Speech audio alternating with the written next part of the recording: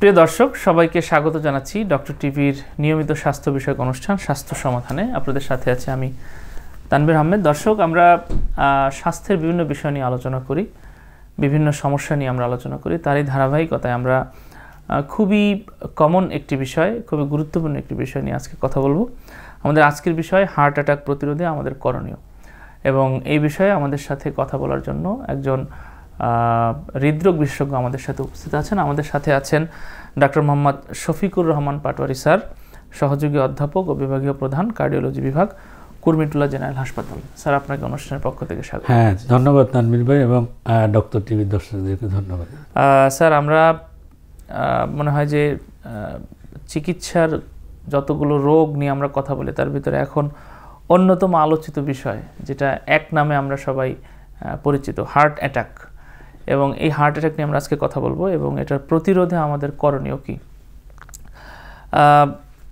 আমাদের কাছে sir heart attack খুবই কমন একটা শব্দ।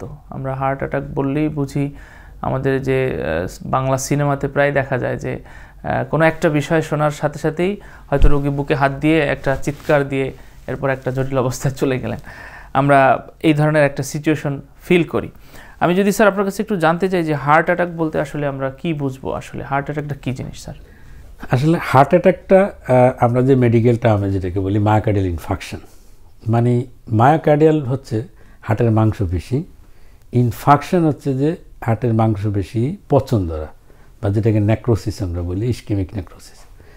তাহলে দেখা যাচ্ছে যে হার্টের যদি কোনো কারণে হার্টের মাংসপেশি নষ্ট হয়ে যায়, এখন নষ্ট কেন হচ্ছে? হার্টের রক্ত চলাচল যদি বন্ধ হয়, রক্ত চলাচলের গুরুত্বটা কোথায়?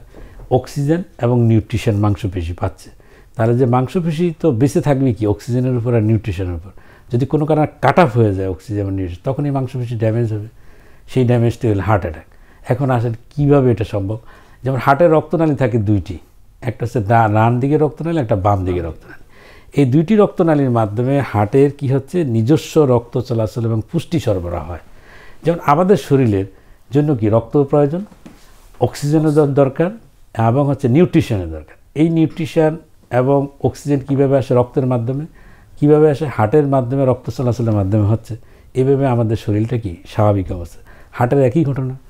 হার্টেরও চলাচলের জন্য হার্টের কী দরকার? অক্সিজেন দরকার এবং নিউট্রিশন দরকার। সেই নিউট্রিশন কীভাবে আসবে? এই রক্তনালীর মাধ্যমে আসবে। তাহলে এই রক্তনালী খুবই গুরুত্বপূর্ণ। যেমন একটা মানুষের বাড়িতে যেমন পানির সাপ্লাই যেমন গুরুত্বপূর্ণ, পানি ছাড়া জীবন বাঁচবে না, তেমন হচ্ছে হার্টের এই রক্ত চলাচল ছাড়া হার্টের নিজস্ব জীবন বাঁচানো সম্ভব নয়। তাহলে তার জন্য দরকার দুইটি লাইন আছে, একটা ডান দিকে রক্তনালী, একটা বাম দিকে রক্তনালী। এই রক্তনালীর গায়ে যদি চর্বি জমে বন্ধ হয়ে যায়, সেটা শুধু চর্বি জমলে হবে না। যেমন চর্বি জমলো, চর্বি জমার পর যে প্ল্যাক তৈরি হয়, তারকে আমরা বলি অ্যাথেরোমাটাস প্ল্যাক আমরা বলি। এই প্ল্যাক কেন হয়? আমরা জানি যাদের উচ্চ রক্তচাপ থাকে, যাদের রক্তে কোলেস্টেরল পরিমাণ বেশি, যাদের হচ্ছে আপনার ডায়াবেটিস থাকে, যাদের বাবা মা বা যে ফার্স্ট ডিগ্রি রিলেটিভের ভিতরে হার্টের রোগ থাকে, যারা কম ঘুমান, যাদের ওজন বেশি, হার্ট হেলদি খাবার যারা খাচ্ছেন না, নিয়ম মতো যারা চলছেন না, তাদের ক্ষেত্রে দেখা যায় এই ধরনের রোগ হওয়ার ঝুঁকিটা বেশি। মানে এরকম রক্তনালী গায়ে যে প্ল্যাক জমে যাবে। এখন শুধু প্ল্যাক জমলে হবে না, প্ল্যাক জমলে এবার প্ল্যাকটা ফাটতে হবে, প্ল্যাকটা ভেঙে যাবে, ভেঙে যাওয়ার পর ওখানে রক্ত জমাট বাঁধবে, রক্ত জমাট বাঁধে 100% বন্ধ হবে, তখনই হার্ট অ্যাটাক হবে। এখন আসলে প্ল্যাকটা ভাঙলো কেন? তাহলে ব্লক আছে কিন্তু ভাঙতেছে না, ভাঙবে কেন? হঠাৎ করে আমি কোনো কারণে উত্তেজিত হয়ে গেলাম, না দেখা গেলো কোনো একটা টেনশন হলো, কোনো একটা অস্থিরতা হলো, কারোর সাথে কথা বলার সময় উত্তেজিত হয়ে গেল, একটা ভিভিড ড্রিম, রাত্রে ঘুমানোর সময় দেখা গেলো একটা ভয়াবহ একটা স্বপ্ন দেখে। এই ধরনের পরিস্থিতিতে তখন হয় কি, ওই যে প্ল্যাকটা থাকে, প্ল্যাকটা ক্র্যাকিং হয়ে যায়, ভেঙে যায়। বা ধূমপান করলো বেশি, অ্যালকোহল খেলো, তখন কিন্তু ফেটে যাওয়ার সম্ভাবনা থাকে। ফেটে গেলে ওখানে কি রক্ত জমাট বাঁধবে, রক্ত জমাট বাঁধলে টোটাল অক্লুশন 100%। যখনই রক্তনালী, হার্টের রক্তনালীতে 100% বন্ধ হয়ে যাবে, তখন টোটাল কাট অফ রক্ত চলাচল মাংসপেশিতে। তখন মাংসপেশি ক্রাই শুরু করবে, মানে মানুষের কান্নাকাটি শুরু করবে। কান্নাকাটি মানে বুকে ব্যথা, এবং এই বুকে ব্যথা দেখা যায় 20 মিনিটের বেশি যদি স্থায়িত্ব হয়, তখনই সন্দেহ করা হয় যে তার একটা হার্ট অ্যাটাক হয়ে গেল। এবং হার্ট অ্যাটাক হলো বর্তমান বিশ্বের সবচেয়ে মারাত্মক রোগ হলো হার্ট অ্যাটাক। কারণ হচ্ছে সবচেয়ে বেশি মানুষ মারা যাচ্ছে বর্তমানে হার্ট অ্যাটাকের কারণে। এবং হার্ট অ্যাটাক যদি হয়, দেখা যায় 30 থেকে 50% রোগী কিন্তু ইনিশিয়ালি ডেথ, মানে এটা তো ডেঞ্জারাস রোগ, প্রাথমিক অবস্থাতে মারা যায়। তাহলে এটা চিকিৎসা নেওয়ার আগেই নাই, তাহলে এটা ডেঞ্জারাস একটা রোগ হার্ট অ্যাটাক। তাহলে দেখা যাচ্ছে যে এই রোগটাই হলো বর্তমান বিশ্বে মানুষ মৃত্যুর অন্যতম প্রধান কারণ হচ্ছে হার্ট অ্যাটাক। তাহলে দেখা যাচ্ছে যে এটা আমাদের জানা দরকার কেন হইল। আমরা বললাম যে এর ফলে দেখা যাচ্ছে যখন 100% বন্ধ হয় তখনই এর যত জটিলতাগুলো শুরু হচ্ছে, বুকে ব্যথা এবং কনসিকুয়েন্সগুলো আমরা পাচ্ছি বুকে। আমরা হার্ট অ্যাটাকের একটা ধারণা আপনার কাছ থেকে পেলাম স্যার। এই যে হার্ট অ্যাটাকের কথা আপনি বললেন যে পৃথিবীতে এখন সবচেয়ে বেশি মানুষ মারা যাচ্ছে, এখানে কি স্যার মানে ঝুঁকির দিক থেকে কি স্পেসিফিক কোনো? হ্যাঁ, ঝুঁকিগুলো খুবই গুরুত্বপূর্ণ এবং আমরা যদি ঝুঁকিগুলো জানি তাহলে আমরা কিন্তু প্রতিরোধ করা খুব সহজ। যেমন ঝুঁকি কোথায়, কাদের বেশি হয় ওইটাই। যেমন 1 নম্বর হলো পুরুষদের বেশি হয়, তা আমরা বলি যে পুরুষরা হলো ঝুঁকির ভিতরে, না পুরুষ। 2 নম্বর হচ্ছে কি বয়সের একটা ব্যাপার, যে কোন বয়সে বেশি। 40 বছরের বেশি যদি পুরুষ হয় তার বেশি। মহিলাদেরকে কাদের 55 বছরের বেশি যদি ফিমেল হয় তাদের ঝুঁকি বেশি, মানে পোস্ট মেনোপজাল মাসিক বন্ধ হয়ে যাওয়ার পর ফিমেলদের ক্ষেত্রে ঝুঁকি বেশি। তারপর যদি আমরা আরও খুঁজি লাইফস্টাইলের দিকে যদি তাকাই, যারা হার্ট হেলদি খাবার খাচ্ছেন না, যেমন প্রচুর পরিমাণ কোলেস্ট্রল জাতীয় খাবার খান, ট্রান্সফ্যাট খাচ্ছেন, যেমন ভাজা পোড়াতে ট্রান্সফ্যাট থাকে, তারপরে যে সমস্ত চর্বিগুলো শীতের সময় সলিড হয়ে যায় ওগুলো জমে যায়, ওটা হচ্ছে আপনার স্যাচুরেটেড ফ্যাট ওখানে বেশি থাকে। তাহলে স্যাচুরেটেড ফ্যাট যারা খাচ্ছেন বেশি, যার যেমন পায়ের সংখ্যা বেশি যে সমস্ত প্রাণী, যেমন গরু, চিংড়ি মাছ, তাই না, এদের হচ্ছে কোলেস্ট্রল বেশি, মানে স্যাচুরেটেড ফ্যাট বেশি। তাহলে খাবার চয়েসের ক্ষেত্রে অবশ্যই একটা ব্যাপার আছে। আরটা হচ্ছে শাক সবজি ফল এগুলো বেশি যারা খাবেন তাদের হলো কম হওয়ার সম্ভাবনা বেশি। ফাইবার জাতীয় খাবার যারা খাবেন বেশি তাদের কম হবে। তাহলে খাদ্যাভ্যাস একটা গুরুত্বপূর্ণ ভূমিকা পালন করে। ধূমপান করা যাবে না, ধূমপান কিন্তু হার্ট অ্যাটাকের জন্য, অ্যালকোহল হার্ট অ্যাটাকের জন্য, ড্রাগ অ্যাডিকশন এগুলো হার্ট অ্যাটাক, এয়ার পলিউশন যে বায়ু দূষণও হার্ট অ্যাটাকের জন্য। ওজন যদি বেশি হয়ে যায়, কায়িক পরিশ্রম যারা কম করেন, কম ঘুমান, যারা ঘুমাচ্ছেন কম তাদের হার্ট অ্যাটাকের রিস্ক বেশি। যারা দেরিতে ঘুমান দেরিতে ওঠেন তাদের হার্ট অ্যাটাক বেশি। যারা আর্লি ঘুমান আর্লি ওঠেন তাদের হার্ট অ্যাটাকের সম্ভাবনা কম থাকে। যারা টেনশন কম থাকে, মানে টেনশন অস্থিরতা যাদের কম, যারা লাইফ টাইপে পার্সোনালিটি যাদের, মানে খুব কম্পিটিটিভ লাইফ লিড করে, অমুকের গাড়ি আছে একটা আমার কেন গাড়ি নেই, অমুকের বাড়ি হয়েছে 10টা আমার কেন বাড়ি নেই, এই ধরনের প্রতিযোগিতামূলক যাদের মন মানসিকতা, যাদেরকে আমরা বলি টাইপে পার্সোনালিটি, তাদের ক্ষেত্রে দেখা যাচ্ছে যে হার্ট অ্যাটাকের সম্ভাবনা বেশি থাকে।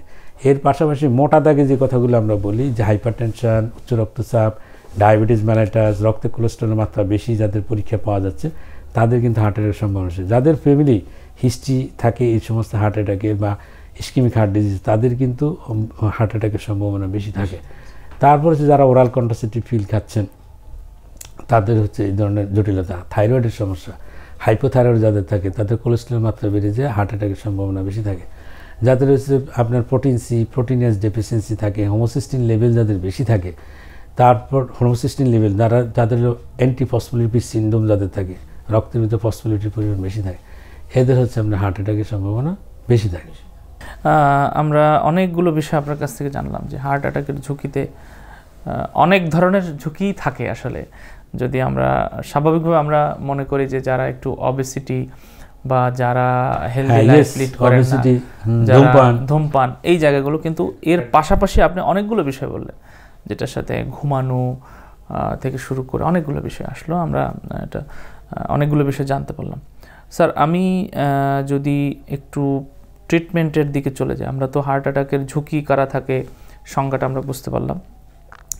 একজন রোগী হার্ট অ্যাটাক হয়ে গেল, এখন এটা ট্রিটমেন্টের ক্ষেত্রে আমরা আসলে কীভাবে বুঝবো যে সে বুকে ব্যথা অনুভব করছে বা এক ধরনের অস্থিরতা ফিল করছে, সাথে সাথে কি হার্ট অ্যাটাক বোঝা যাবে? এটার ক্ষেত্রে আসলে বোঝার জন্য প্রথমত হিস্ট্রিটা খুব গুরুত্বপূর্ণ। যেমন আমি একটা ব্যাকগ্রাউন্ড বললাম যে কোন মানুষদের এটা হওয়ার সম্ভাবনা আছে। যেমন আমি যদি প্রথমেই দেখি, আমি দেখলাম উনি মেল পেশেন্ট, উনি ধূমপান করেন, ওনার বয়সটা একটু বেশি 45, 50, না, তো ওনার উচ্চ রক্তচাপ আছে, ডায়াবেটিস আছে, এরকম একটা ব্যাকগ্রাউন্ডের একটা, মানে আমরা সবসময় ব্যাকগ্রাউন্ড খুঁজি না, যে এটা ব্যাকগ্রাউন্ড খুঁজি না, ব্যাকগ্রাউন্ডটা খুব ইম্পর্টেন্ট, হিস্ট্রি খুঁজি। হ্যাঁ, এই ব্যাকগ্রাউন্ডের উপর এখন আসলে কি উনি বলেন আমার বুকে ব্যথা হয়, বুকে ব্যথা কোথায় যাচ্ছে, বুকে ব্যথা বাম হাতে যাচ্ছে, কখনো ডান হাতে যাচ্ছে, কখনো চোয়ালে যাচ্ছে, ছড়িয়ে পড়তেছে, কখনো হলো পেটের উপরের অংশ আসতেছে, পিঠে যেতে পারে বুকে ব্যথা। তাহলে দেখা গেলো এই ধরনের একটা সিচুয়েশন, এবং এই ব্যথাটা হচ্ছে কি হাঁটলে বাড়ে, রেস্টে কমে, হঠাৎ করে শুরু হলো 20 মিনিট বা তার বেশি সময় ধরে এটা পারসিস্ট করে গেল, সাথে ঘাম হচ্ছে, সোয়েটিং, আবার অনেক সময় বমি ভাব থাকতে পারে। এই ধরনের পরিস্থিতি যদি হয় তাহলে হার্ট অ্যাটাকের সম্ভাবনা বেশি। তখন আমরা কি করি, কনফার্ম করা দরকার। কনফার্মেশনের জন্য আমরা কি করি, ইসিজি করি, তার রক্তের একটা টেস্ট করি, যেটা ট্রোপোনিন বলা হয় না, ট্রোপোনিন আমরা করি। তারপর অনেক সময় আমরা ইকো করে দেখি, তাই না? এই ধরনের পরীক্ষার মাধ্যমে আমরা মোটামুটি নিশ্চিত হতে পারি যে তার হার্ট অ্যাটাক হইল কিনা।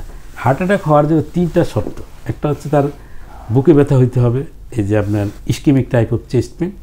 আরেকটা হচ্ছে যে তার ইসিজিতে কিছু চেঞ্জ থাকে, আরেকটা হচ্ছে তার ট্রোপোনিন লেভেল বেশি থাকে। মানে এগুলো যদি আমি মিলাই তখনই আমরা কিন্তু ডায়াগনোসিস করা খুব ইজি যে তার হার্ট অ্যাটাক হইল কিনা।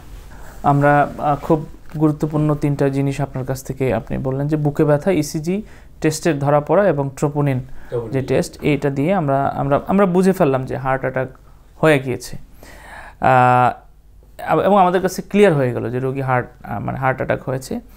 ট্রিটমেন্টটা আমরা এখন কিভাবে শুরু করব, আসলে কোন জায়গায়? হ্যাঁ, যদি আমরা বুঝতে পারি যে হার্ট অ্যাটাক হয়ে গেছে, সেই ক্ষেত্রে আমরা কি করি, আমরা যেমন রোগীকে আমরা বলি যে যেখানে হার্টের চিকিৎসা অ্যাভেলেবল এই ধরনের একটা হসপিটালে স্থানান্তর করার জন্য। মানে আমরা খুঁজি যে করোনারি কেয়ার ইউনিট, দেখবেন লেখা থাকে সিসিইউ। মোটামুটি সবাই এখন জানে যে সিসিইউতে হার্টের রোগীর চিকিৎসা হয়। এখন সিসিইউতে তো যেতে সময় তো প্রয়োজন, দেখেন পথে ঘাটে ট্রাফিক জ্যাম থাকতে পারে, বা এমন একটা জায়গায় আমার রুগী আছেন যিনি হসপিটাল পর্যন্ত পৌঁছতে অনেক সময় প্রয়োজন। তাহলে এই সময় কী করবেন? এই সময়ের ভিতরে আমরা যেটা বলি রেস্ট খুব গুরুত্বপূর্ণ। তারপর হচ্ছে কি জিভের নিচে স্প্রে দেওয়া, নাইট্রোগ্লিসারিনের স্প্রে অথবা ট্যাবলেট ইউজ করতে বলি আমরা। অ্যাসপিরিন জাতীয় ওষুধ সহজলভ্য পাওয়া যায়, অ্যাসপিরিন ওষুধ 300 মিলিগ্রাম ক্রাশ করে খাওয়াই দিতে বলি, জিভের নিচে দিতে বলি আমরা। ক্লপিডোগ্রল ট্যাবলেট অ্যাভেলেবেল, 300 মিলিগ্রাম ক্লপিডোগ্রল খেয়ে ফেলবে। তারপর হচ্ছে আপনার ধরেন ব্যথা যদি বেশি থাকে স্প্রে করা, অনেক সময় ব্যথানাশক ওষুধ আছে ওগুলো প্রয়োগ করা যেতে পারে। তারপর হচ্ছে রুগীকে রেসপেক্টিভ করোনারি কেয়ার ইউনিট বা যেখানে আপনার এই হার্টের অ্যাটাকের চিকিৎসা করা হয় ওখানে স্থানান্তরিত করতে হবে। স্থানান্তরিত করার পর আমরা কী করি, ইসিজি দেখে যেটা এসটি এলিভেটেড মায়োকার্ডিয়াল ইনফার্কশন না নন এসটি, 2টা ভাগে ভাগ করা হার্ট অ্যাটাকের রুগীকে মেডিকেল ট্রিটমেন্টের জন্য। দেখবেন খুব সুন্দর বড় বড় করে লেখা থাকে NSTEMI, তাই না? আরটা ছিল STEMI, এরকম ব্লক লেটারে লেখা থাকে এগুলো। তো এই 2টা টার্ম হচ্ছে খুব গুরুত্বপূর্ণ। যেমন STEMI মানে ইসিজি যদি ST এলিভেশন থাকে, আর যদি সেই রুগী যদি আপনার 2 ঘন্টার ভিতরে উপস্থিত হয়, সেই রুগীকে বলা হয় প্রাইমারি PCI করার জন্য, মানে অ্যাঞ্জিওগ্রাম করে ব্লকটা ছুটিয়ে দেওয়ার জন্য। যদি অ্যাঞ্জিওগ্রাম করার ফেসিলিটি না থাকে সেই ক্ষেত্রে রক্তটাকে লাইসিস মানে নর্মাল বাঁধা রক্তটাকে পাতলা করার জন্য কিছু মেডিসিন পাওয়া যায়, সে ওষুধ প্রয়োগ করতে হবে। 12 ঘন্টার ভিতরে হচ্ছে ওষুধ প্রয়োগ করতে পারলে সবচেয়ে ভালো। তাহলে কিন্তু সময়টা খুব গুরুত্বপূর্ণ। অ্যাজ আর্লি এজ পসিবল রুগীকে কিন্তু সিসিইউ পর্যন্ত পৌঁছানো উচিত, বা যেখানে চিকিৎসা অ্যাভেলেবেল সেই সমস্ত জায়গায় পৌঁছাতে হবে। স্যার, আমরা যদি আপনার এই কথার সূত্র ধরে বলি, ধরেন আমাদের শহর যেখানে শহর অঞ্চল বা রাজধানী কেন্দ্রিক তো আসলে উচ্চ চিকিৎসার একটা সুযোগ থাকে, কিন্তু একজন রোগী একেবারে নিভৃত গ্রামে সে হার্ট অ্যাটাক হয়ে গেল, তাকে শহর পর্যন্ত নিয়ে আসা এটা তো একটা সময় সাপেক্ষ ব্যাপার। সেক্ষেত্রে স্যার আমরা কী করব? হ্যাঁ, যদি এরকম একটা সিচুয়েশান তৈরি হয়ে যায় যে আমি এই রুগীকে টাইম মতো পৌঁছতে পারছি না, বা যেটা ইনিশিয়াল 2 ঘন্টা, ইনিশিয়াল 3 ঘন্টা হলো না, 12 ঘন্টা পৌঁছানো যাচ্ছে না। অনেক সময় হচ্ছে কি বুকে ব্যথা হইলে আমরা যেটা করি যে এটা মনে হয় গ্যাসের জন্য হইলো, একটু গ্যাসের সিরাপ এনে খাই, একটু গ্যাসের ওষুধ খাই, গ্যাসের একটা ইঞ্জেকশন দেওয়া হোক। এটা কিন্তু রুগীর অ্যাটেন্ডেন্স এটিই চান। হ্যাঁ, রুগীকে স্থানান্তরিত করা, একটা ইসিজি করা, ব্লাডের টেস্ট করা, বা এরকম ডাক্তারের কাছে নেওয়া অনেক সময় এগুলো। এর কারণটা হচ্ছে যে আমাদের দেশে হচ্ছে হেলথের যে রেফারেল সিস্টেমটা ওইভাবে ডেভেলপ করে নাই, ইন্স্যুরেন্স সিস্টেম না থাকার কারণে হচ্ছে কি যখন আপনি রুগী বহন করবেন সব টাকাটা নিজের পকেট থেকেই দিতে হচ্ছে। কিন্তু যদি এমন কোনো সিস্টেম থাকতো যে আমার টাকা লাগবে না কিন্তু চিকিৎসা হয়ে যাবে, তাহলে সেই ক্ষেত্রে তো ইন্স্যুরেন্স ছাড়া কিন্তু সম্ভব না, হেলথ ইন্স্যুরেন্স সিস্টেম থাকতে হবে। এগুলো না থাকার কারণে হচ্ছে রুগীর কিন্তু চিকিৎসা ডিলে অনেক বেশি। তার পাশাপাশি ট্রান্সপোর্ট সিস্টেম, যেমন হচ্ছে কি আপনার হার্ট অ্যাটাকের রুগীকে তাৎক্ষণিক শিফটের জন্য হেলিকপ্টার প্রয়োজন। এমন একটা সিস্টেম থাকতে হবে যেখানে ফোন করার সাথে সাথে ডাক্তার ডায়াগনোসিস করলেন যে হার্ট অ্যাটাক, রুগী শিফট করতে হবে। কারণ স্যার রাস্তা থেকে যাওয়ার ক্ষেত্রে জার্কিং এটা তার জন্য একটা সেটাই, এই জন্য হচ্ছে কি আপনাকে অবশ্যই র্যাপিড ট্রান্সফার সিস্টেম আপনার থাকতে হবে। তো সেই সিস্টেমে নেই। আর বাংলাদেশের অ্যাম্বুলেন্স সিস্টেমগুলো তাদের জন্য আলাদা কোনো লেন নেই, তাদের জন্য কেউ রাস্তা ছেড়েও দিচ্ছেন না। তারপর যে ট্রাফিক জ্যাম, বিভিন্ন কারণে হচ্ছে কি সঠিক সময়ে রোগীগুলো সঠিক চিকিৎসা কিন্তু পাচ্ছে না। তাহলে স্যার সেক্ষেত্রে তো আসলে গ্রামের রোগীদের একটা রিস্কের মধ্যে পড়ে যাচ্ছে। কি করব আমরা ওই মুহূর্তে, যেটা বাস্তবতা, আমাকে বাস্তবতা এখন ফিরে আসতেছি আমরা, তাহলে আমরা কি করব ওই মুহূর্তে? জিভের নিচে স্প্রে দেওয়া, ট্যাবলেট আমরা ব্যবহার করলাম, তারপরে অ্যাসপিরিন, ক্লপিনগুলো, রক্ত পাতলা করা ওষুধগুলো আমরা তাৎক্ষণিকভাবে যা অ্যাভেলেবল আমরা দিয়ে দেবো। আর যদি রোগী স্থানান্তর করার জন্য দেরি হয়, সেই ক্ষেত্রে আমরা যেটা করব, অ্যানক্সাপিরিন জাতীয় ওষুধ আছে, সেই ওষুধ আমরা প্রয়োগ করব। কিছু ওষুধ আছে, ওষুধ প্রয়োগের মাধ্যমে তাৎক্ষণিকভাবে লোকালি চিকিৎসা করার চেষ্টা করতে হবে এবং as early as possible coronary care ইউনিটে শিফট করার জন্য ব্যবস্থা নিতে হবে।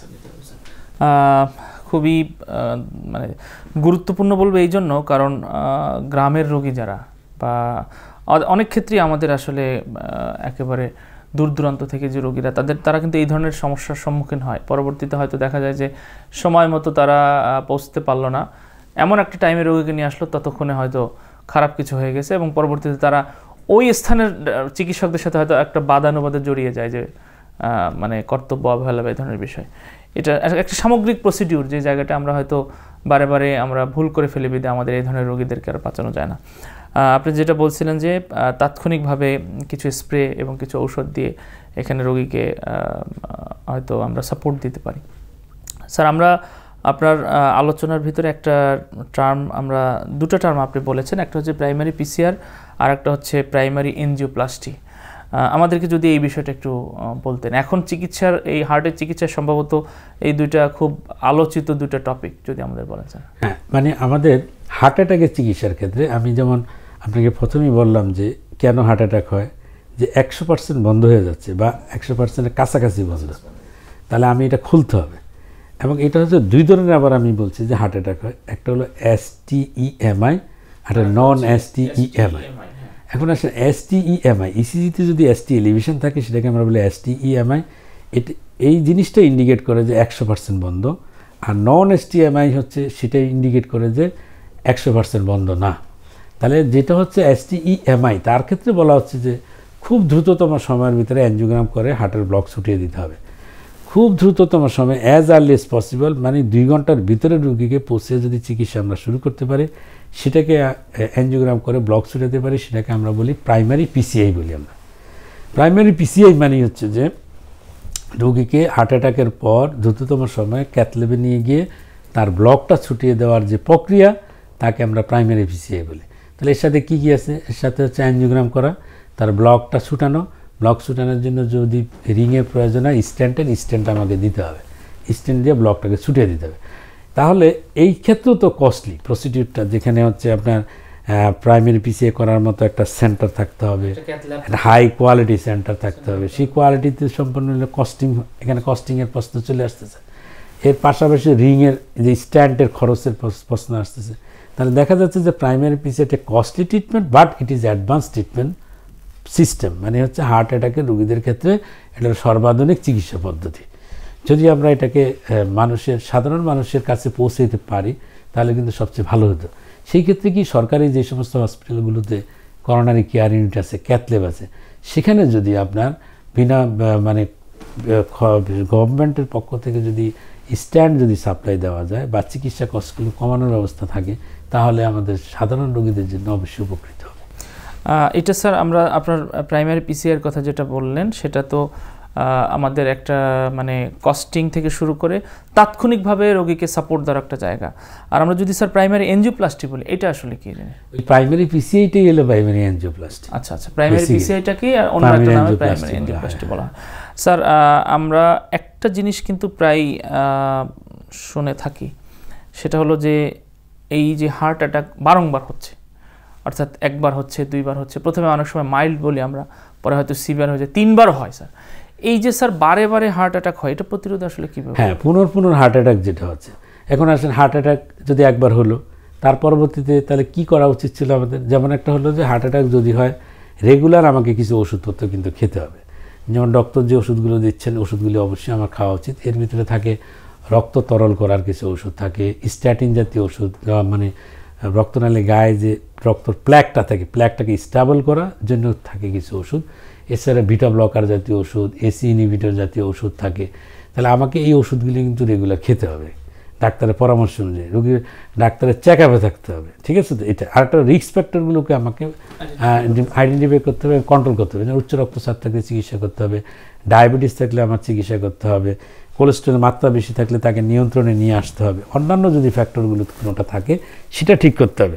Lifestyle change very important issue. ধূমপান করা যাবে না, অ্যালকোহল থেকে দূরে থাকতে হবে, দৈনিক আমরা 30 মিনিটের জন্য হাঁটার কথা বলি, হাঁটতে হবে, খাদ্য অভ্যাসে পরিবর্তন আনতে হবে, হার্ট হেলদি খাবারের প্রতি নজর রাখতে হবে, ঠিকমতো ঘুমাইতে হবে, টেনশন অস্থিরতা এগুলো মুক্ত থাকতে হবে, টাইপ এ পার্সোনালিটি থেকে সরে আসতে হবে। তাহলে লাইফস্টাইল মডিফিকেশন খুব গুরুত্বপূর্ণ।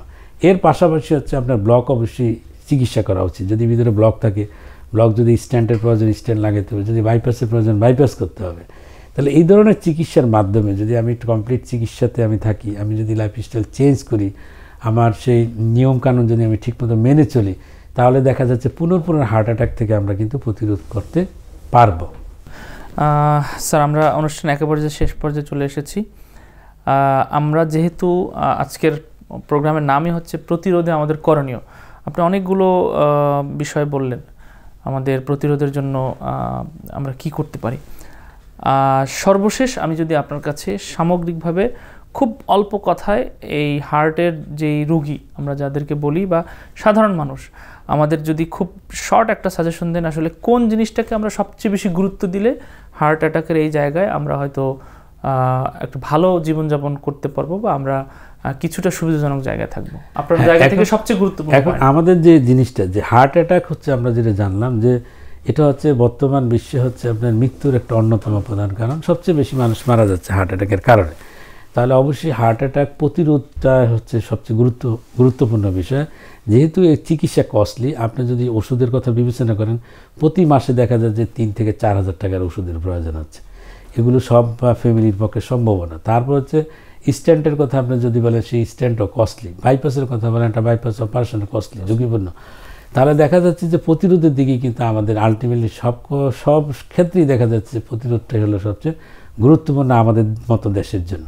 তো সেই ক্ষেত্রে আমরা কী করব? সেই ক্ষেত্রে ধূমপান সবচেয়ে ইম্পর্টেন্ট আছে। ইয়াং যাদের হার্ট অ্যাটাক হচ্ছে আমাদের দেশে সবচেয়ে ধূমপান হলো দায়ী। তাহলে আমাদেরকে রাষ্ট্রীয়ভাবে হোক, যে কোনোভাবেই হোক, ধূমপান তো আসলেই স্বাস্থ্যের জন্য কোনো গুরুত্বপূর্ণ বিষয় নয় এবং এটা হলো ক্ষতিকারক। এটাকে টোটালি এমনভাবে বন্ধ করে দেওয়া উচিত যেন ধূমপান সাধারণ মানুষের হাতের নাগালে না আসে। এটা অবশ্যই প্রতিরোধ করা উচিত। নেক্সট হলো অ্যালকোহল। এখন অ্যালকোহল খুব গুরুত্বপূর্ণ জিনিস। ড্রাগ অ্যাডিকশন, এগুলো থেকে আমাদেরকে অবশ্যই কোনো পলিসির মাধ্যমে হলেও এগুলো থেকে আমাদেরকে দূরে সরে আনতে হবে। নেক্সট হলো আপনার উচ্চ রক্তচাপ। উচ্চ রক্তচাপের যে প্রবলেমটা হচ্ছে সেটা হলো মানে 3 ভাগের 1 ভাগ রুগী জানেনই না তার উচ্চ রক্তচাপ আছে। আবার হচ্ছে বাকি 3 ভাগের 1 ভাগ রুগী জানেন রক্তচাপ আছে কিন্তু ওষুধ খান না। কেন? ওষুধ খেলে সারা জীবন খেতে হবে, সে ওষুধ খাবেন না। আর মাত্র শুধু 1 ভাগ রুগী শুধু চিকিৎসা নিচ্ছেন সঠিকভাবে। তাহলে দেখা যাচ্ছে যে আমাদের 3 ভাগের 2 ভাগ রুগী কিন্তু উচ্চ রক্তচাপ চিকিৎসা নিচ্ছেন। এটা একটা ইম্পর্টেন্ট ফ্যাক্টর যেটা হচ্ছে আপনার হার্ট অ্যাটাকের জন্য দায়ী। সুতরাং আমি যদি ঠিকমতো জনসচেতনতা, মানুষকে বুঝিয়ে শুনিয়ে যদি চিকিৎসার ভিতরে নিয়ে আসতে পারি, তাহলে কিন্তু হার্ট অ্যাটাক অনেক ক্ষেত্রে আমরা প্রতিরোধ করতে পারবো। এবার আসেন ডায়াবেটিস, খুব গুরুত্বপূর্ণ বিষয়। যে অনেক রুগী কিন্তু ডায়াবেটিসে আক্রান্ত।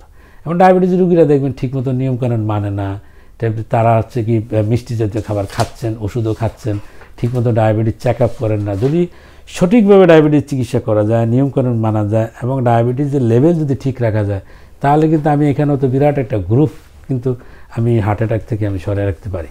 রক্তে কোলেস্টেরল মাত্রা খুব গুরুত্বপূর্ণ। খাদ্য অভ্যাস যেমন গুরুত্বপূর্ণ, রক্তের কোলেস্টেরল মাত্রা দেখাটাও গুরুত্বপূর্ণ। যদি কোলেস্টেরল মাত্রা বেশি থাকে সেই ক্ষেত্রে খাদ্যাভ্যাস পরিবর্তন এবং প্রয়োজনীয় ওষুধ খেয়ে হলেও আমার কোলেস্টেরল লেভেল স্বাভাবিক করে আনা উচিত। স্বাভাবিক করে আনতে পারলেও তো আমরা অনেক ক্ষেত্রে কিন্তু হার্ট অ্যাটাক প্রতিরোধ করতে পারি। তার পাশাপাশি হচ্ছে আমরা যদি দেখি যে লাইফস্টাইল খুব গুরুত্বপূর্ণ। আমি ঠিকমতো ঘুমাচ্ছি না, আমরা বর্তমানে কি অনেক রাতে ঘুমাচ্ছি, আবার দেরিতে ঘুম থেকে উঠতেছি। অনেক স্টাডিতে দেখা যাচ্ছে যে যারা দেরিতে ঘুমান, দেরিতে ওঠেন, তাদের হার্ট অ্যাটাকের রিস্ক অনেক বেশি। তা আমাদের দেশের কালচার তো এরকমই হয়ে গেছে। সুতরাং হার্ট অ্যাটাক বাড়বেই। তাহলে আমরা এই জিনিসগুলো কিন্তু আমরা ঠিক করতে পারি আমাদের হাতের ভিতরে এগুলো। আমি যদি আর্লি ঘুমাই, আর্লি যদি আমি ঘুম থেকে উঠি, আমি যদি টেনশন অস্থিরতা মুক্ত থাকি, আমি যদি কম্পিটিটিভ লাইফস্টাইল, বর্তমানে সব জায়গায় একটা কম্পিটিশনটা হজবরল সিচুয়েশন। মানুষের নিজস্ব অধিকার ঠিকমতো পাচ্ছে না, মানুষ বৈষম্যের শিকার প্রচুর, প্রত্যেকটা লেভেলে, চাকরি বলেন, লেখাপড়া বলেন, সব ক্ষেত্রে। তাহলে এই জিনিসগুলিকে যদি আমরা অ্যাড্রেস করে একটা সুন্দর সামাজিক পরিবেশ গড়ে তুলতে পারি, সেই ক্ষেত্রে সে হৃদরোগ প্রতিরোধ করা কিন্তু খুব কঠিন কিছু নয়। তারপরে আপনি দেখেন যে বায়ু দূষণ, ঢাকার মতো শহর যেটা হলো প্রায় সময় র্যাঙ্কিংয়ে দেখে আমরা খুব হাই লেভেলে বায়ু দূষণের এরিয়া। তাহলে এই বায়ু দূষণ প্রতিরোধের জন্য আমাদের যে যে বিষয়গুলো অ্যাড্রেস করা দরকার, এগুলো সেই পলিসি লেভেলে প্রত্যেকটা জিনিসে বায়ু দূষণটাকে প্রতিরোধ করা অবশ্যই প্রয়োজন। সেই ক্ষেত্রেও কিন্তু আমরা অনেকাংশে আমরা কিন্তু হার্ট অ্যাটাক থেকে মুক্ত থাকতে পারবো। তারপর যদি আমি সর্বশেষ যদি আমি বলি, যেমন ফ্যামিলি হিস্ট্রি, এটা তো আমি নিজেই জানবো আমি রোগী হিসেবে যে আমার ফ্যামিলিতে কোনো এই ধরনের রোগ আছে কিনা। যদি যদি আমরা দেখতে পারি যে না আমাদের ফ্যামিলিতে যেন রোগ থাকে, অবশ্যই অ্যাজ আর্লি অ্যাজ পসিবল আপনার পরীক্ষা নিরীক্ষা করে, যেমন ইসিজি, ইকো, ইটিটি করলে কিন্তু আপনি বুঝতে পারবেন যে আপনার এই ধরনের রোগের সম্ভাবনা আছে কিনা। যদি সম্ভাবনা থাকে তাহলে আর্লি যদি আমি চিকিৎসা নিতে পারি এবং আর্লি যদি প্রতিরোধের জন্য ব্যবস্থা নিতে পারি, তাহলে হার্ট অ্যাটাক থেকে প্রতিরোধ করা সম্ভব।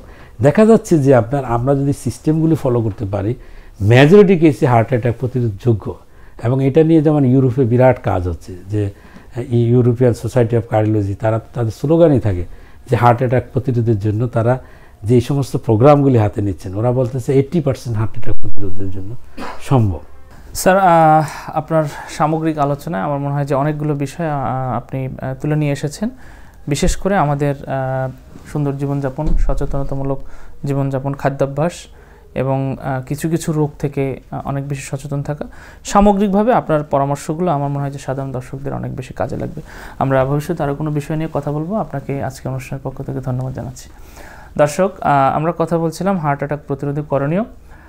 অনেকগুলো বিষয় আমাদের আলোচনার ভিতরে চলে এসেছে। বিশেষ করে সচেতনতা অনেক বেশি জরুরি, খাদ্যাভ্যাস, জীবনযাত্রা এবং ঔষধ থেকে শুরু করে আমাদের এক ধরনের নেগলিজেন্সি কাজ করে। আমরা যারা ডায়াবেটিসের আক্রান্ত বা উচ্চ রক্তচাপে আক্রান্ত, তারা কিন্তু স্যারের যেটা আলোচনা আমরা বুঝতে পারলাম যে ঔষধ থেকে শুরু করে সচেতনতার ক্ষেত্রে আমরা অনেক বেশি অসাবধানতা অবলম্বন করি, যেই কারণে পুনঃ পুনঃ হার্ট অ্যাটাক থেকে শুরু করে বিভিন্ন বিষয়ের কিন্তু বারংবার আমাদের ভিতরে হয়ে থাকে। আমরা এই বিষয় নিয়ে সামনে আরও কোনো বিষয় নিয়ে আমরা কথা বলবো। ততক্ষণ পর্যন্ত ভালো থাকুন, সুস্থ থাকুন, ডক্টর টিভির সাথেই থাকুন।